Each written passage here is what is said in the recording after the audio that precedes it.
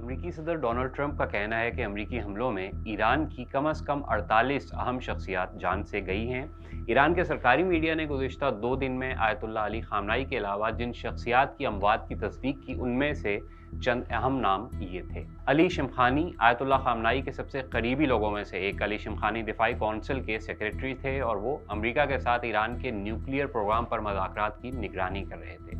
उन पर जून 2025 में भी हमला हुआ था। जनरल अब्दुल रहीम मूसवी ईरान की मुसल्लह अफवाज के चीफ ऑफ स्टाफ थे और वो पहले भी ईरानी फौज के हेड रह चुके थे। वो मिसाइल और ड्रोन प्रोग्राम में अहम किरदार अदा कर रहे थे। अजीज़ नसीर ज़ादा ईरान के वज़ीर दिफा थे। क़ब्ल अज़ीं वो ईरानी एयरफोर्स के सरबराह रहे। हालिया कशीदगी के दौरान वो ईरान की फ़ौजी और जौहरी तनसीबात के तहफ़्फ़ुज़ के निगरान थे।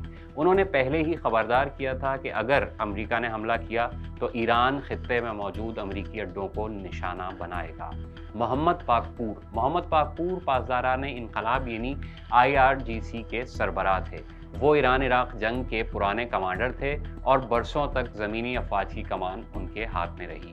ईरानी सरकारी टीवी के मुताबिक आर्जी तौर पर 3 अफराद पर मुश्तमिल कौंसल मुल्क के मामला संभालेगी, जिसमें सदर Masood Pezeshkian, chief justice Ghulam Hussain मोहसिनी और गार्डियन कौंसिल के एक रुकन शामिल होंगे। पासदारान इनकलाब से जुड़ी शख्सियात भी आइंदा क़यादत में अहम किरदार अदा कर सकती हैं।